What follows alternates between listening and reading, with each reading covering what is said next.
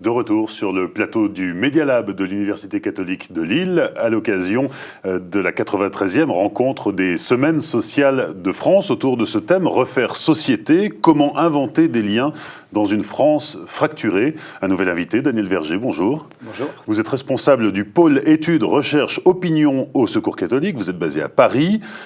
Comment refaire société? Quels sont les points de fracture finalement auxquels le Secours catholique est confronté aujourd'hui au quotidien sur le terrain?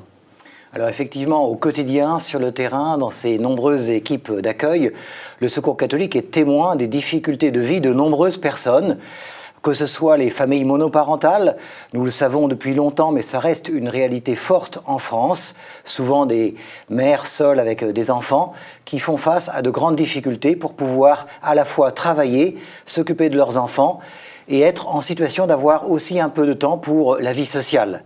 Mais ce sont aussi, et c'était le thème du rapport État de la pauvreté que nous sortons chaque année en novembre, les étrangers qui arrivent en France pour s'intégrer et qui font face à de nombreuses difficultés d'accueil, d'intégration, de demande d'asile, ou tout simplement de tout le système qui leur permet de pouvoir, comme ils le veulent et comme nous le voulons tous, contribuer à la société et aussi être protégés. C'est un des enjeux pour nous d'une société qui puisse vraiment refaire société.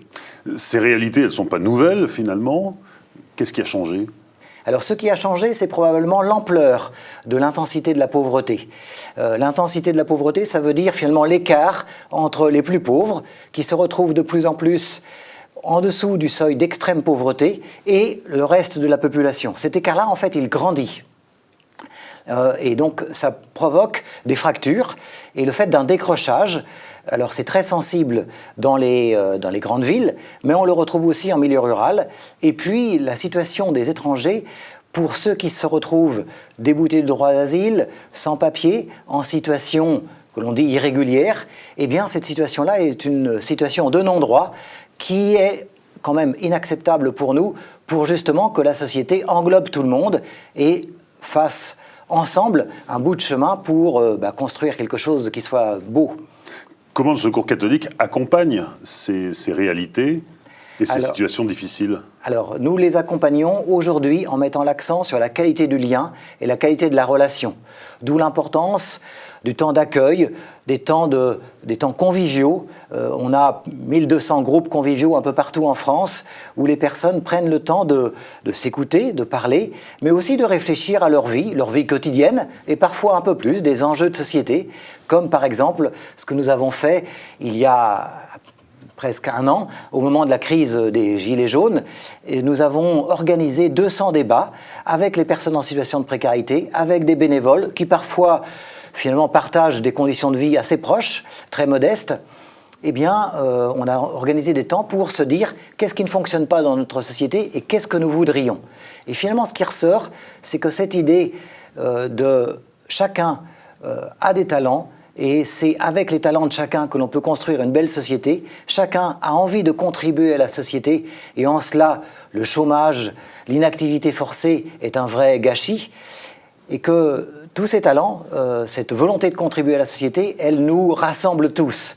Et en même temps, que le besoin de protection, le besoin de services publics qui soient proches et qui mettent l'humain au centre, aussi, il nous rassemble tous. En partant de ce constat, comment est-ce que le Secours catholique appréhende cette question de refaire société ? Alors on l'appréhende, et c'est le thème de l'atelier que nous organisons lors des Semaines sociales de France, notamment au travers d'une réflexion sur la protection sociale.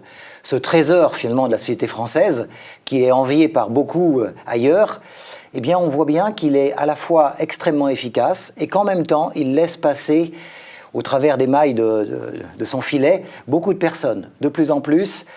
Et ça nous semble être très problématique. On le constate tous les jours dans nos accueils.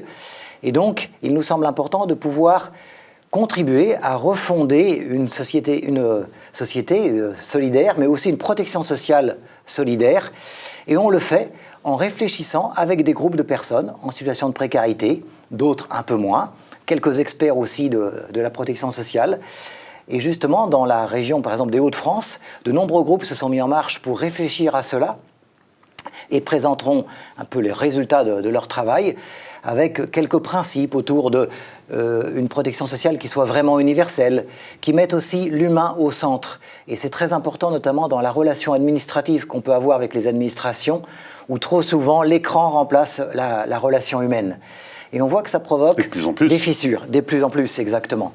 Et donc, il apparaît extrêmement essentiel que nos vies toujours un peu rondes puissent rentrer dans les cases un peu trop carrées des formulaires. Et pour cela, rien ne remplace le dialogue et la rencontre humaine. Donc c'est essentiel que ce soit préservé, même renforcé en fait, dans la relation de cette solidarité forte qu'est la protection sociale, mais qui ne doit pas être une solidarité froide, qui doit redécouvrir sa capacité à être dans la relation humaine, chaude, douce et juste pour chacun. Il faut réformer le système de la protection sociale, qui est un système en perpétuelle mutation. Voilà, en fait, il a toujours été réformé. Il s'adapte. Voilà, il s'adapte et c'est bien ainsi. Il faut le réformer, effectivement. Donc nous considérons que ça reste un trésor. Il ne s'agit pas de détricoter la protection sociale, mais on le voit bien au travers des réformes dans la santé, dans la retraite, au travers des réformes sur les minima sociaux. Il y a un enjeu de toujours se dire comment dans nos réformes, on fait en sorte que chacun soit embarqué, que chacun soit reconnu dans ses compétences et ses talents, mais aussi qu'on n'oublie personne. Et donc il y a certes des enjeux d'équilibre globaux, mais l'équilibre global, c'est aussi ne pas creuser une dette sociale, une dette humaine vis-à-vis des plus fragiles d'entre nous. Merci Daniel Verger, responsable du pôle études, recherche, opinion au Secours catholique. À 11h45, un nouvel invité, Jérôme Fourquet. Il est auteur de L'Archipel français, naissance d'une nation multiple et divisée aux éditions du Seuil.